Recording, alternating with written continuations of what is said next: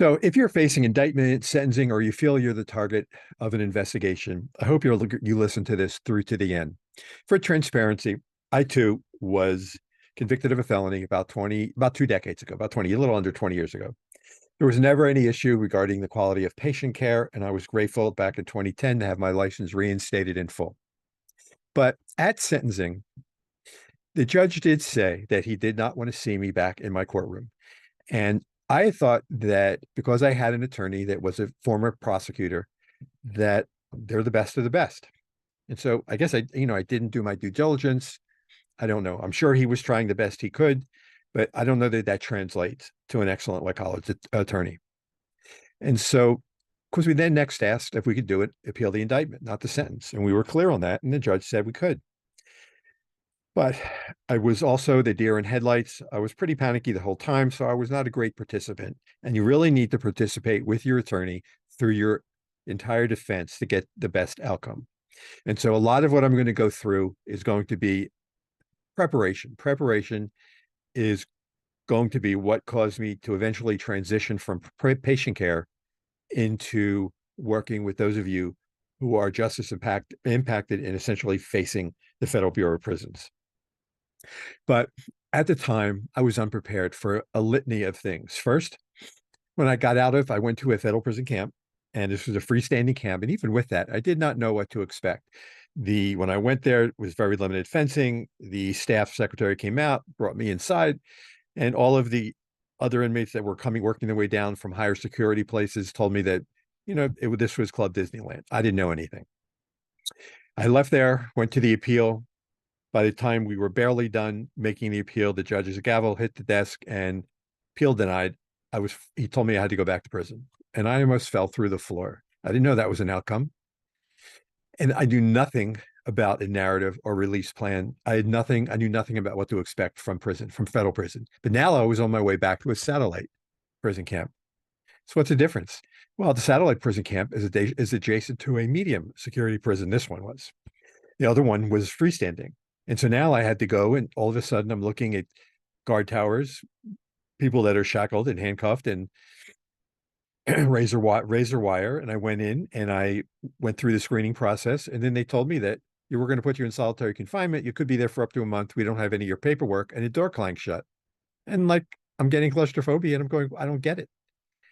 And so all of this was adding to my list of what I was unexpected and unprepared for. And so I proceeded to, constantly ask the guards if I could leave this solitary confinement to go to the bathroom, to go get a drink of water. Eventually, psychologist, psychiatrist, doctor, I don't know what the woman was, came down, took me out of solitary confinement, stuck me into a small office, and eventually came in to talk to me. Crazy white boy. And she wanted to know if I was suicidal. And I looked at her and I told her no. And she wanted to know if I was anxious. And I said, definitely. And she wanted to know why. And I told her because I was in a federal prison earlier. I did my time. I got out. I had an appeal. I lost. I was denied. I was told I had to come back here. I arrived when I was supposed to. I came in. All the judge's orders, the commitment orders, the pre-sentence report is driving down the road because I self-surrendered. I'm not allowed to call the car to have it come back with the orders. And I'm going to have to sit in solitary confinement for up to a month. I said, I just can't do that. And so she told me to sit still. And I don't know how long it was. I'm sure it wasn't a long time. But for me, it seemed like forever. And eventually had someone escort me up to the satellite camp. But the moral of the story is I was unprepared.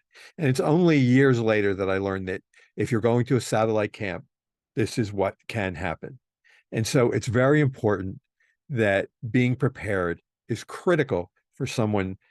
Everyone handles prison differently. But for me, being prepared would have made a big difference. And so this was a significant reason that caused me to have a career change. And so part of my mission is wanting you to be prepared, but is also I want to earn your trust. And in earning your trust, I also want you to understand that you also need to participate because this will take both of us. You also will need to get an attorney who, in addition to being a criminal defense attorney federally, also needs to have experience practicing in federal court with crimes similar to what you're facing. You're going to need to feel comfortable with this individual and follow their recommendations. When they ask you to do something, there's a reason you should do it. As I said, you want to have experience in cases similar to yours. All of this stuff is available on my website through YouTube's. No attorney and no, but what I do is say is help mitigate the sentence or sentencing, help with sentencing placement into a BOP facility. When you get an indictment, the feds have 98% of the people who are indicted or people that think that the feds are snooping around after them wind up going to prison. So I help mitigate that. And so at the end of the day, no one can promise what's going to happen. When I ever did a surgery, I can't promise a patient what's going to happen at the outcome. Well, I like to think I know what, mostly what can expect, but nobody can promise. Nobody can tell you what the judge or the Bureau of Prisons can do at the very end. They can't. It doesn't happen. And so the earliest that you become aware that the Department of Justice is something's beginning to happen, the earliest you begin to prepare, the better. But at any point in the process, it's better to start rather than not starting at all. You don't want to be an ostrich having your head in the sand because your tail is going to be out there blowing in the wind, and that's not good at all. As soon as you know, if your crime is involving some sort of substance abuse or a sexual issue, and the instant you know, and where you know that they're sniffing around, an indictment, you get a target letter, whatever, however you know, you want to enroll either in Alcoholics Anonymous, Gamblers Anonymous, Narcotics Anonymous. If it's a sex crime, maybe do some sort of all-night sex therapy if you can afford it, an in-person therapy type program. If you have with your attorney, they may think that you need some sort of forensic psychology evaluation, whatever the attorney feels you should do. If there's some sort of restitution involved, begin trying to put away some sort of money each month to bring to court, even if it's only $100, so that you can put towards the restitution. If it's millions of dollars or even hundreds of thousands of dollars and you're driving around a Jaguar, a Maserati, get rid of it, get a Honda. The judge doesn't want to know, and they're going to know, that you're driving around an expensive car, but you want leniency. If you have multiple homes, start selling them. If there's the financial penalty, Congress and the Department of Justice and the Bureau of Prisons want you to offer, as soon as you meet you'll meet when you get into prison with your unit team or a case manager, they're going to want you to offer to participate in a financial responsibility program. So what that means is that there's something called the First Step Act, which hopefully you're aware of, but this allows you to take programs that allows you to earn credits, that these credits will allow you to get out of prison early. So a year's worth of credits will approximately equal 6 months of prison time where you can get out early. Approximate, not exact. At the same time, if you're taking in $1,000 or more a month, you may want to offer a couple $100 a month towards the financial responsibility program. If you're taking in a couple $100 a month, you may want to offer $25 a month, maybe $75 a quarter, or something like that. But you have to offer something. If you refuse, then they may not offer you the ability to get your earned time credits towards release. You don't want to spend time between a guilty verdict and sentencing doing nothing and being depressed and playing cards and watching TV. Get a job, volunteer, do something. But you can't be doing nothing. You also should spend time writing your narrative. Your narrative is your story. It's your autobiography. It's your history from childhood, your interaction with your family, siblings, through high school, elementary school, high school, that you work through summers, that you go to college, not college. Your parents, were they home? What was the life like with the interaction between your parents, between your siblings and your parents? After you left home, went to college, or went to work, and then how did you wind up getting in trouble? And this narrative a large part of it is, how did you wind up getting what caused you to get into trouble? How did that happen? And it has to include where you accept responsibility for your crime. You have remorse for what you've done, and you understand that you've caused pain to the victims that you have perpetrated. You understand that you have caused the pain to the victims for the crimes you've perpetrated. And all of this you can see through my website and my YouTubes for more information. You have also written a release plan. Why a release plan? Again, this information is on the website and YouTube's, but when you go into your sentencing hearing, one of the things the judge is going to ask you is that, what are you going to do when you're released? They don't want to see you back again. I learned that the hard way. And so you need to begin to have a release plan.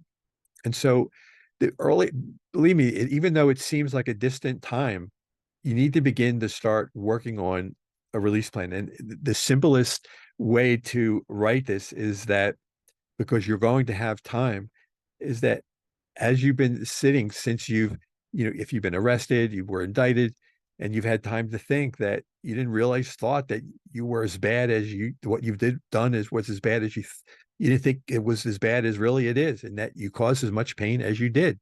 But now that you've had time to think about it, um, you know, you've taken responsibility, and that you won't be doing this again, and you will definitely not be back in this courtroom at all. And you expand on that. And again, you can go to my website for more information, or YouTube's. I've mentioned, when you go into prison, you will be meeting with unit team and case managers, which have tremendous discretion over you. The First Step Back programs, you just don't automatically start taking programs. You need to take an assessment, a risk assessment. Spark 13 is what it's called, assessment. And there are questions. And so it seems to me that if you're able to see these questions before you get there, you can also weave these answers to these questions, where appropriate, either into your narrative or release plan. And so by doing that, you'll actually seem more prepared, both to your probation officer, to the judge, and to your case manager. And so all of this information now your lawyer is going to give to you, in addition to all the other information that your probation officer needs for your pre-sentence interview, several weeks before your pre-sentence interview. So all of that information now they can enter into their documentation, so that by the time you get to your interview, first, it's not going to be as long. Second of all, that the probation officer won't be under the gun as much, and they may actually appreciate having the time to casually enter this information at their leisure, more or less, and then have time to personally sit and have a conversation with you, which will give them time to know you on a more personal level. So why take all of this time to do all of this work? Because they're stakeholders. And what are the stakeholders? Stakeholders are the persons that are responsible for your future. And who are they?